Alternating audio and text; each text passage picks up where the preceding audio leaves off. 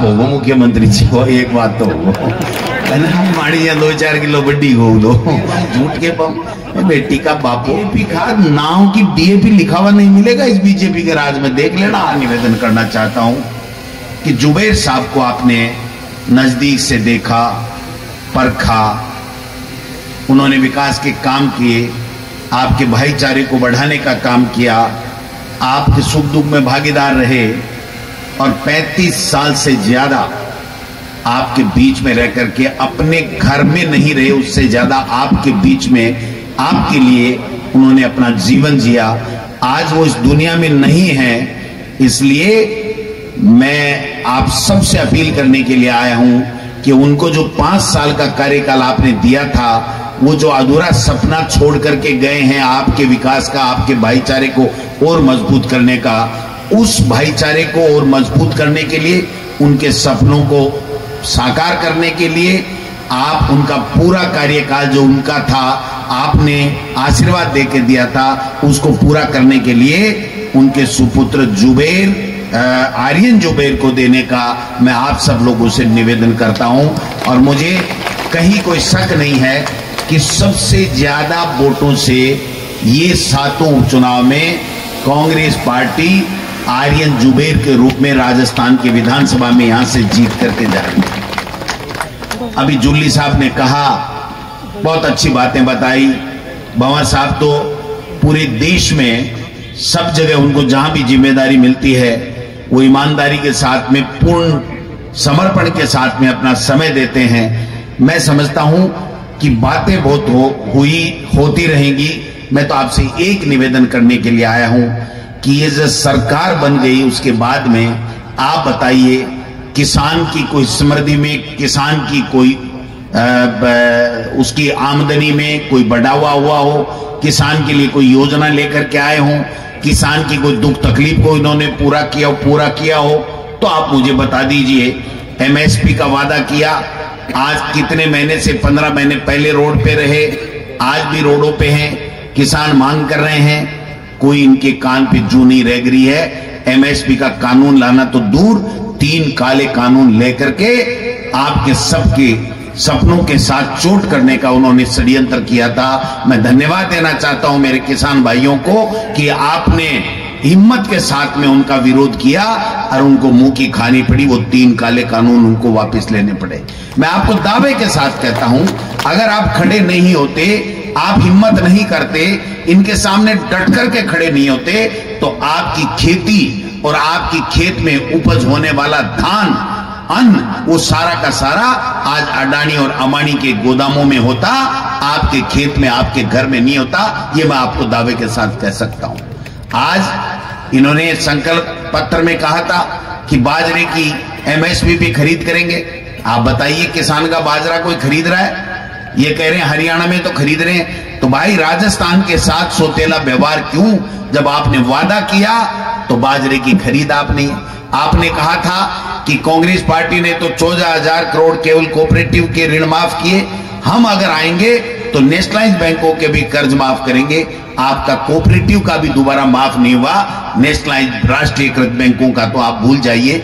और बनते ही कृषि मंत्री डॉक्टर किरोड़ी लाल मीणा ने कहा कि किसान की आदत खराब हो गई है, वो लोन लेता है और नीयत खराब होती है, वो चुकाता नहीं है, इसलिए उसको लोन नहीं दिया जाए और उसका लोन माफ नहीं किया जाए। ये इस सरकार की नीति की बात है। इस सरकार का कृषि मंत्री अगर ये बोलता है तो आप किससे उम्मीद करोगे? मैं दूसरी बात कहना चाहता हूं, मोदी जी बड़ी बड़ी बातें कहते हैं। 12,000 रुपए किसान को देने की बात की थी, आज 12,000 रुपए मिल रहे हैं क्या? किसान का जो भी औजार है उसके ऊपर जीएसटी लगाने का काम करके इन्होंने कर दिया। आप देखिए, डीएपी खाद जो रबी की फसल में बिजली मिलनी थी 6 घंटे, जब वसुंधरा जी थी तब भी 6 घंटे बिजली मिलती थी, मैं मंच से कहना चाहता हूं। और जब कांग्रेस की सरकार थी, अशोक गहलोत जी मुख्यमंत्री थे, तो 6 घंटे से कभी भी बिजली कम नहीं मिली। आज 4 घंटे में किसान परेशान है, उसकी कोई सुनने वाला नहीं है। एक डाल लिया वो पट्टा और मुख्यमंत्री जी बैठ गए हेलीकॉप्टर में। कलर तो साफ होगा मुख्यमंत्री जी को, एक बात तो होगा, है ना। वजन भी माड़ी या 2-4 किलो बड्डी गो दो। तो पट्टा डाल लिया, वजन बढ़ा लिया, हेलीकॉप्टर में दे बम दे बम दे बम, झूठ के बम। बेटी का बापो, आपको ये कहा था कि आपने जो वादा किया था उसका क्या हुआ? बाजरे की खरीद का क्या हुआ? किसान को 12,000 रुपए किसान सम्मान निधि मिलनी थी, उसका क्या हुआ? 6 घंटे बिजली का क्या हुआ? बीज मिलते थे, उस बीजों का क्या हुआ? आज जो अतिवृष्टि में जो किसान की फसलें खराब होगी उसके मुआवजे का क्या हुआ? डीएपी खाद का क्या हुआ? डीएपी खाद नाव की डीएपी लिखा हुआ नहीं मिलेगा इस बीजेपी के राज में, देख लेना आप। अगर चूक होगी, ये जो मध्यस्थ हाथी की बात कर रहे थे ना, ये मध्यस्थ हाथी, ये सरकार पूरी बनी हुई है, इनको परवाह नहीं। इन्होंने 2 ही काम किए अभी तक। एक तो जो मैं डायलॉग रोजाना कहता हूं, जो सही कहता हूं, कि मुख्यमंत्री जी हेलीकॉप्टर में बैठते हैं नाश्ता वास्ता करके, और भ्रमण, भाषण और भ्रमित। भोजन मैं नहीं कहता, भोजन तो सभी करते हैं, इसलिए उनको एक्स्ट्रा करते हैं तो करते हैं साहब, वो तो अपनी अपनी इच्छा की बात है। तो मैं ही ऐसी बात नहीं कहता, लेकिन वो सुबह से नाश्ता करते हैं, फिर बैठते हैं, हेलीकॉप्टर में उड़ते हैं, फिर भाषण ठोकते हैं और भ्रमित करके चले जाते हैं। भ्रमित इसलिए कि ईआरसीपी की बात कर रहे हैं, हमने कर दिया, हमने कर दिया। अरे क्या पूछड़ा कर दिया, कर कहां दिया वो तो बताओ, क्या कर दिया बताओ? कहां है वो एमओयू? कहां आ रहा है ईआरसीपी का पानी?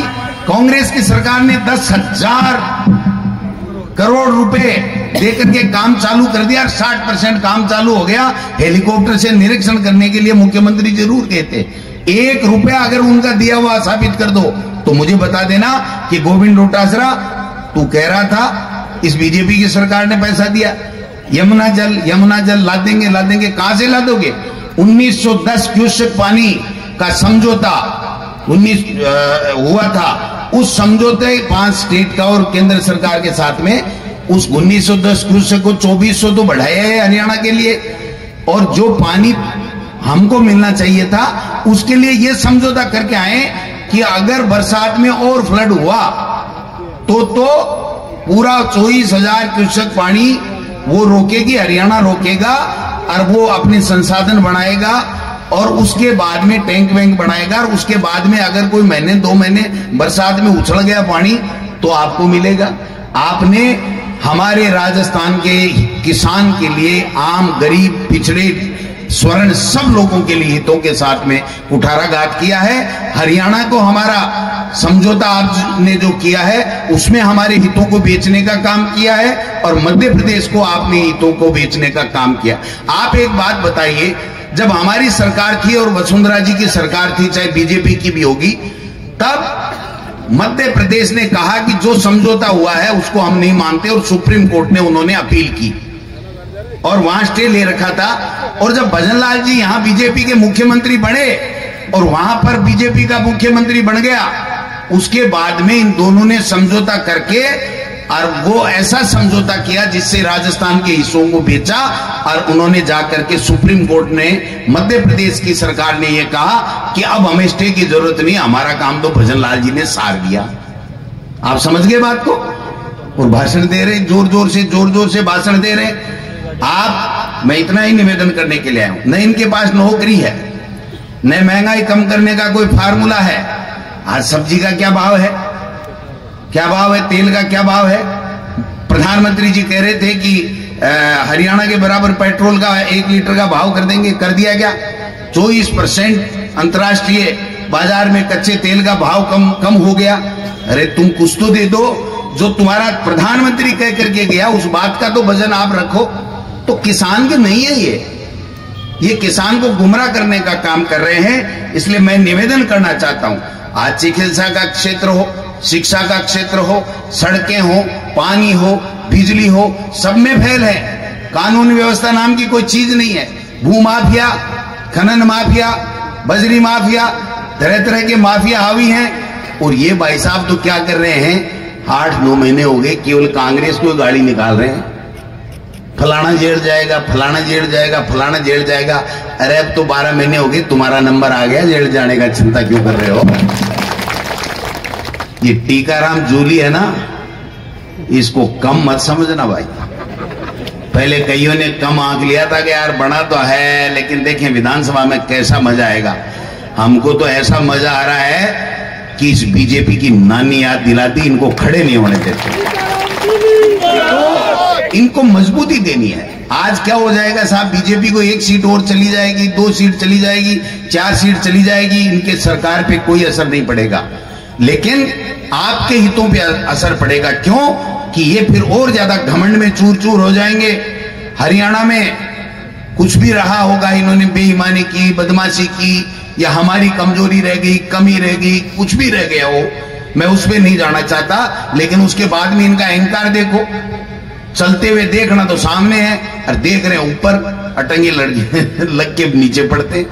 आज हर बीजेपी के नेता का भाषण देखो, हरियाणा में ये हो गया, हरियाणा में ये हो गया। अरे हरियाणा में तो हो गया, कोई बात नहीं, लेकिन आप ये बताओ कि आपके डबल इंजन की सरकार हमारे लिए काम क्या कर रही है। आज पंचायत राज के चुनाव नहीं कराएंगे, नगर निकाय के चुनाव नहीं कराएंगे, हमारी अच्छी अच्छी योजनाएं जो आपको लाभ देती थी, मुख्यमंत्री चिरंजीवी योजना हो, इंदिरा रसोई की योजना हो, बिजली का, कृषि का कनेक्शन का, जो बिजली का बिल माफ करने की बात हो, ये सब गायब हो गए, ये हवा हवाई हो गई। केवल और केवल नोटंकी करने का काम कर रहे हैं। आज कृषि मंत्री है, इस 10 महीने में कृषि के बारे में, किसान के बारे में, किसान के कल्याण के बारे में, किसान को मजबूत देने के बारे में कोई बात की कभी? भवानी रूठ गई, भवानी जाग गई। क्या बात है, क्या चल रहा है? कल देखा नहीं आपने एक वीडियो? क्या देखा? भिक्षा देही, भिक्षा देही, भिक्षा देही, देसी आराम देही, आराम देही, आराम देही। जनता है भाई साहब, ये आराम देगी, भिक्षा देही नहीं है।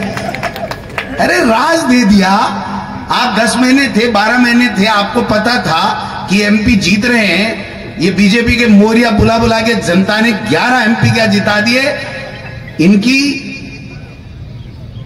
नाक में नकेल डाल दिया। और आप देखो, एक काम बता दो मेरे को, तो कॉलेजें बंद कर रहे हैं, इंग्लिश मीडियम स्कूलें आपकी बंद करेंगे, भाई को भाई से लड़ाने का काम करेंगे।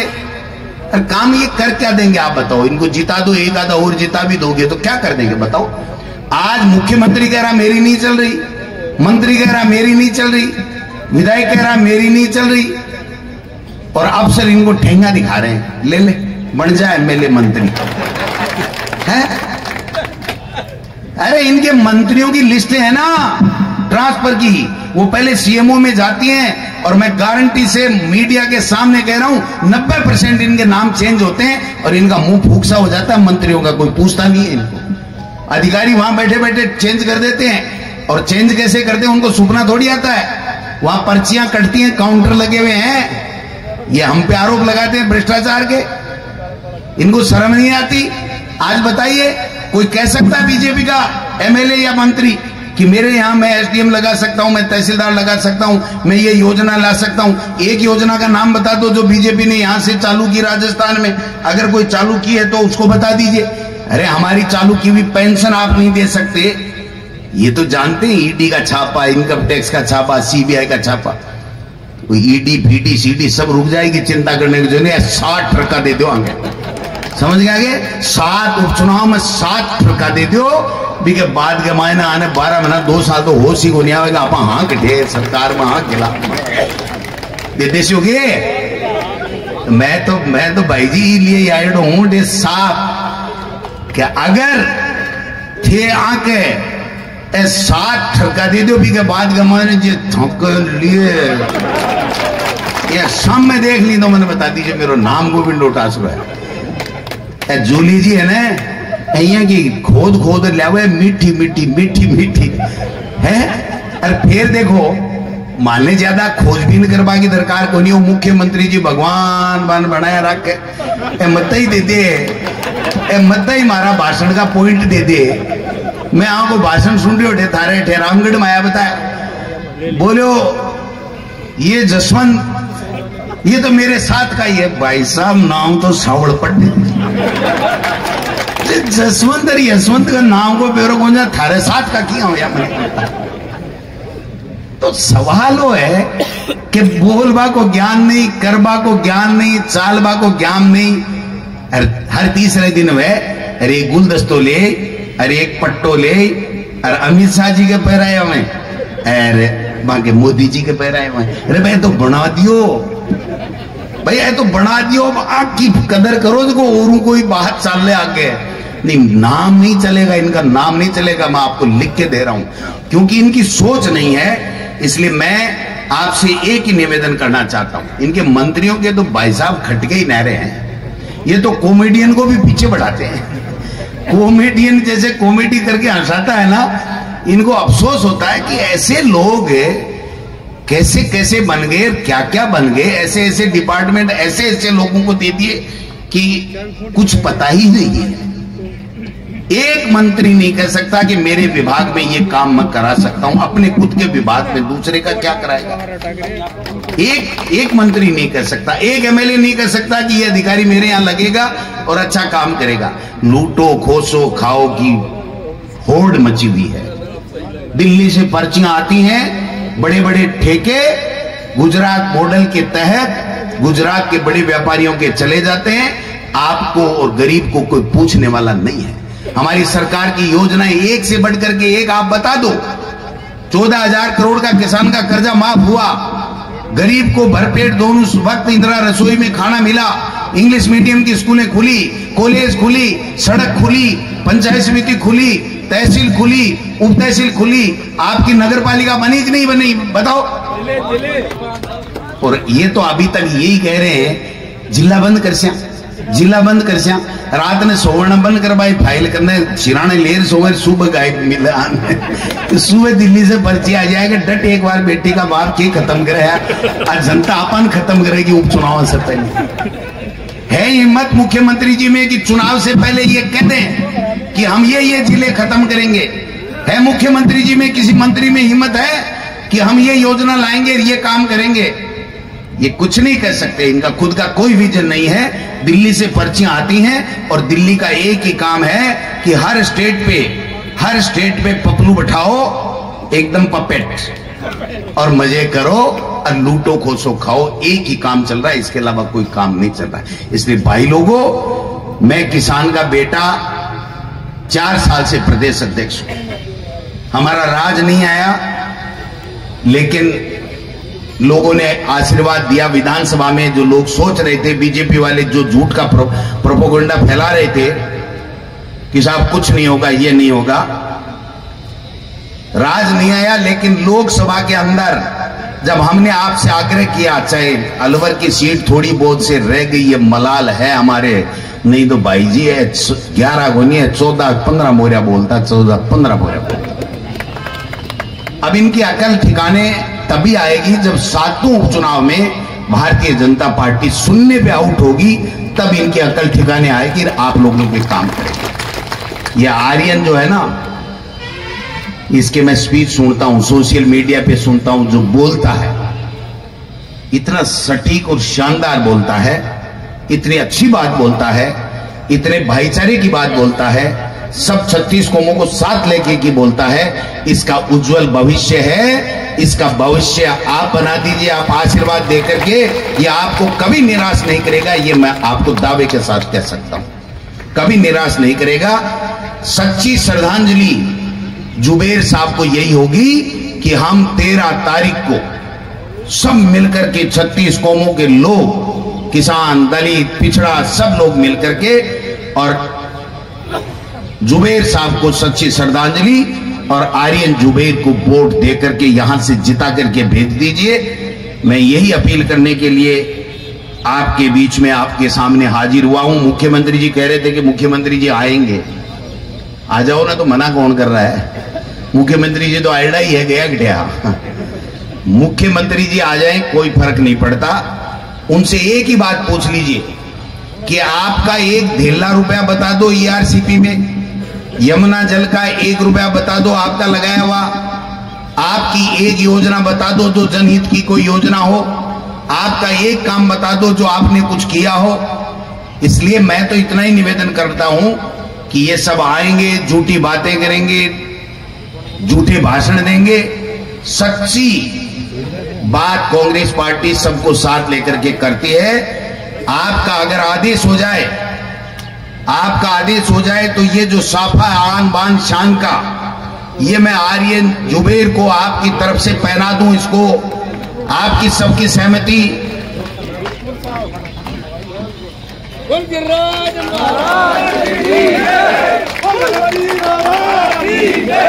मैं तेजाजी महाराज का सेवक हूं, आपसे निवेदन करने के लिए आया हूं, हाथ जोड़ करके निवेदन करने आया हूं कि मेरे बेटे समान आर्यन जुबेर को आप जिता करके भेज दीजिए। ये आपको साथ लेकर के इस इलाके का विकास करेगा, आपको कभी निराश नहीं करेगा। इन्हीं शब्दों के साथ आप सब लोग आए, आपका बहुत बहुत धन्यवाद। जय हिंद, जय भारत।